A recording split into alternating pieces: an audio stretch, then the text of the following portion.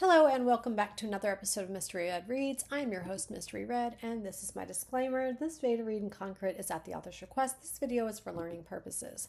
Today we're looking at a piece of original fiction. We are looking at chapter 2 of The Lake of Haunted Memories by Ladybugs88, who I call Ladybug. I'm not going to do a recap. I'm going to just include links to, I'll include my link to the new read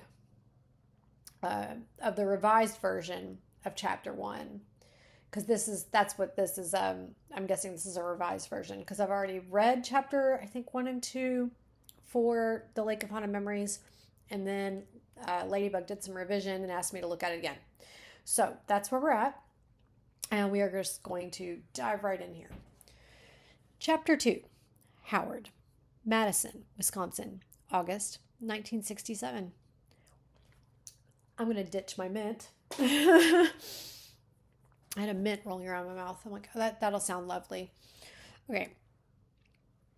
Howard stood by his father's bedside in a room with metal-barred windows, a sign of how life had trapped them. Formerly known as the Wisconsin Hospital for the Insane, the Mendota Mental Health Institute had housed Arthur Magnuson as an inpatient for 19 years, 2 fewer than Howard's age. On a narrow cot, leather straps around his upper arms.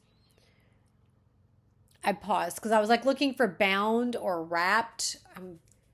My mind went for bound or wrapped, and then I'm like, no, I need to finish reading the sentence. But okay. So I'm going to read it as it is and then try to let my brain think about whether or not the other words are necessary. On a narrow cot, leather straps around his upper arms and his one remaining ankle, Howard's father writhed and thrashed his limbs. Okay, so yeah, I feel like something's needed there. Let's see. On a narrow cot, leather straps bound his upper arms and his one remaining ankle. Howard's father writhed and thrashed his limbs. All right, I'm thinking this could be a period right here. And instead of around, bound, B-O-U-N-D.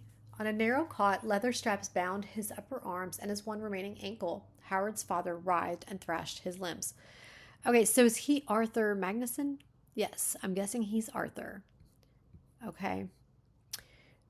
Because we have his and his, I kind of thought maybe having one say Arthur. So let me just test that, and then you make whatever choice you like. On a narrow cot, leather straps bound Arthur's upper arms and his one remaining ankle. Howard's father writhed and thrashed his limbs. I guess when you say Howard's father, after saying Arthur up here, seems awkward. So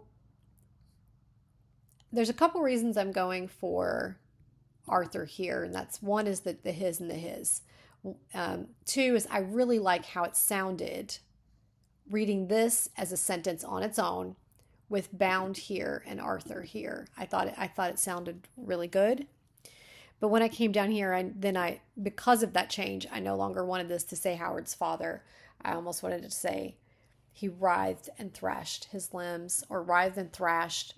I don't even know if we want to say his limbs because that feels telling, because we've already set up here that his arm and his ankle are bound. So he's really not, they're not really moving. He's just, I can see his body kind of jerking around on I'm guessing, what is he, a cot? Yeah, on his cot. So let me test this again where I'm saying less things as I explain.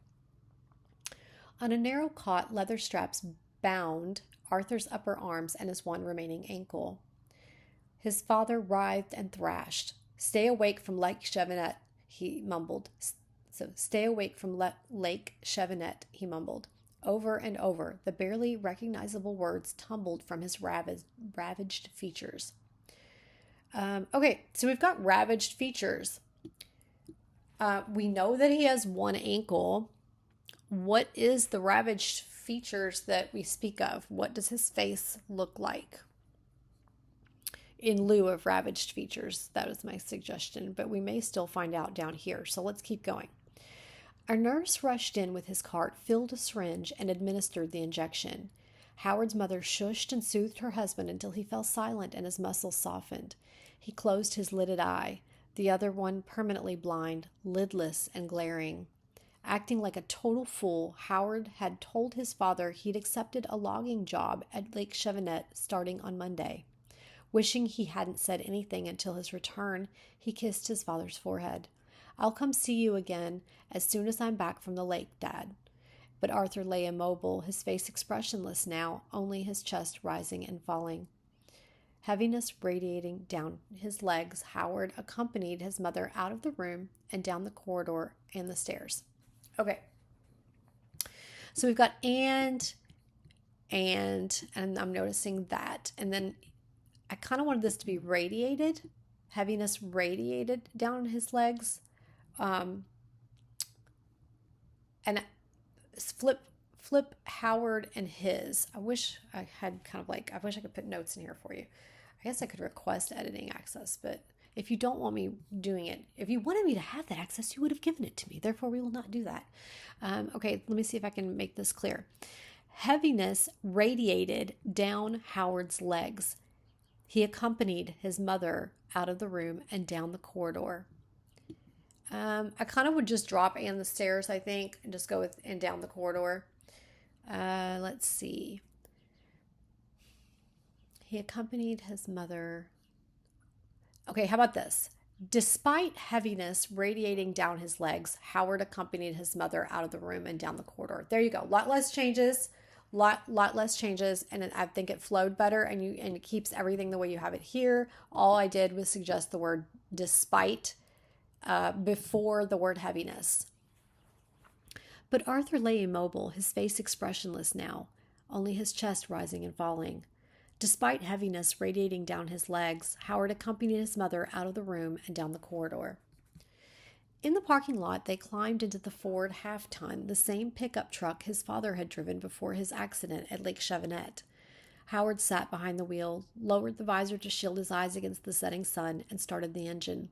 As soon as he cranked down the window, the muggy air invaded the vehicle like poisonous gas. In another month, summer would thankfully be over, and the tourists would have swarmed away, along with the mosquitoes, back to their fall and winter hideouts. I kind of like that visual. I'm just imagining the tourists go like the mosquitoes go, and in masses. I don't know. I like the visual. I like it. It's cute, and it's kind of like snarky at the same time. Like, be gone, insects. Go back to where you came from, as he kind of was grateful. Anyway, on the passenger seat, his mother hadn't said one word since sedated. His father had ceased. Okay, let me try this again. On the passenger seat, his mother hadn't said one word since sedated his father had ceased his thrashing and grunting. Okay, so let's see if we can smooth this out a little bit. On the passenger seat, his mother hadn't said a word since his father had been sedated. I don't like had been. I'm trying to avoid that.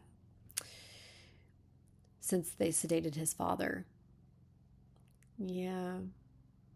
I don't even know if we need to say, we could omit the thrashing and grunting. On the passenger seat beside him, his mother, why did I say father? I will get this right. On the passenger seat beside him, Howard's mother hadn't said a word since they sedated his father.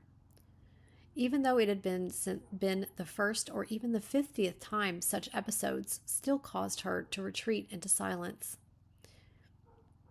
I kind of want to just be like, I don't know if we need to say into silence.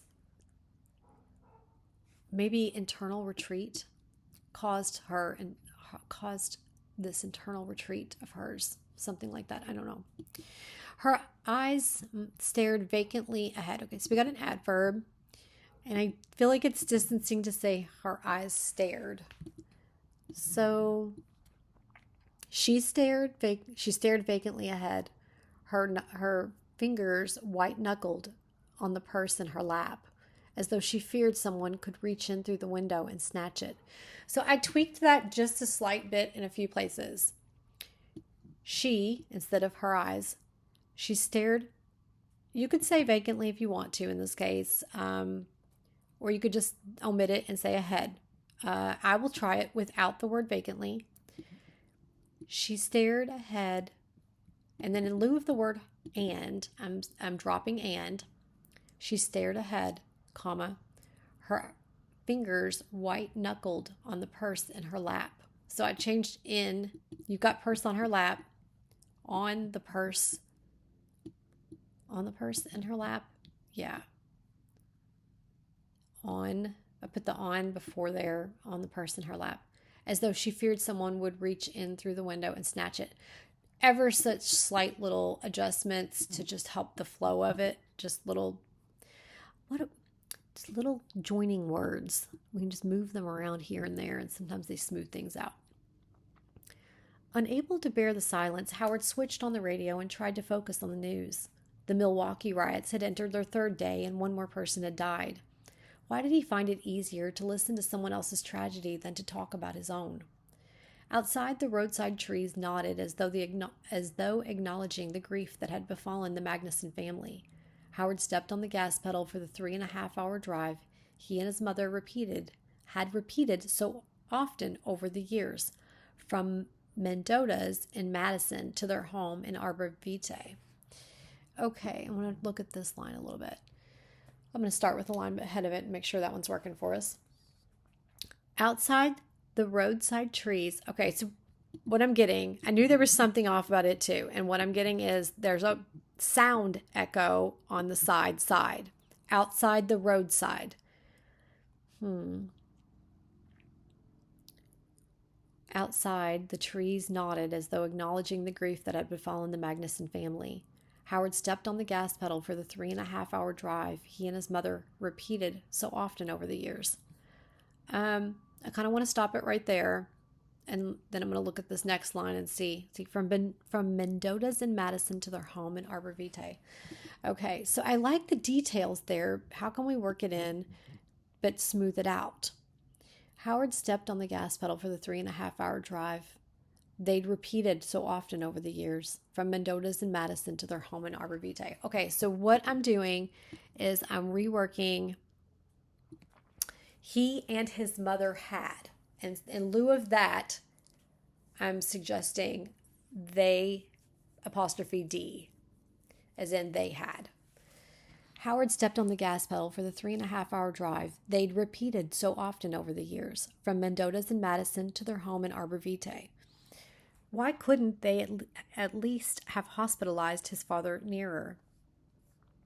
I agree. Also, that's a really long time to be stuck in the same state of mind where you're just, don't go there, don't go there, don't go there. For 19 years, that's a long time to be a vegetable, basically.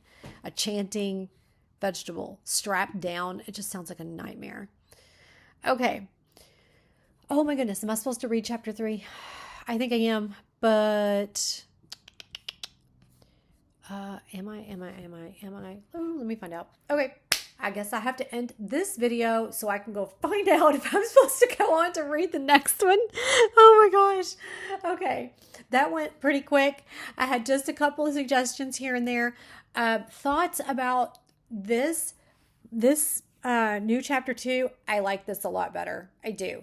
Not that I disliked the other chapter, but as far as placement, I like this where you're getting kind of this horror, creepy. Can we go with creepy? Unsettling, kind of squeamish intro to Howard's father. I like that. Wasn't Howard the guy? Okay, and this is back. So this is in the past. I like this a lot. I do. I like this placement of this. It definitely makes you want to keep rolling right along. I felt that in various places from the get-go, but I like this concept of having you kind of up close and in the room with Arthur? Was his name Arthur? Yes, with Arthur in this terrible condition, and you find out for how long he's been in this condition and squeamish to that. And then here's Howard.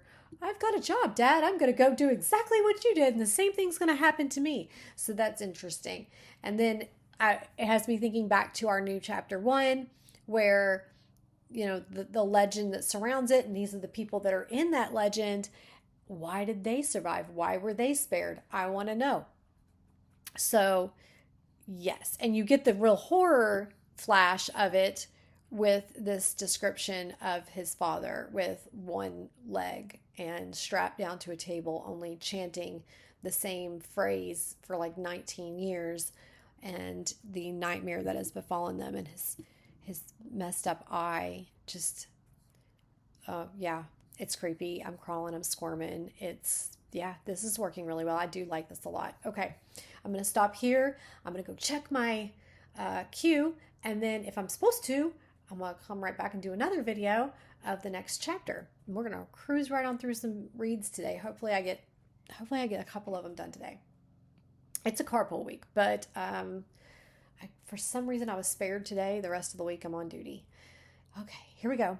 Guys, I will see you guys next time on Mystery Read Reads. And for some of you, I guess that could be pretty soon, since I'm going to try to pop right in back in here.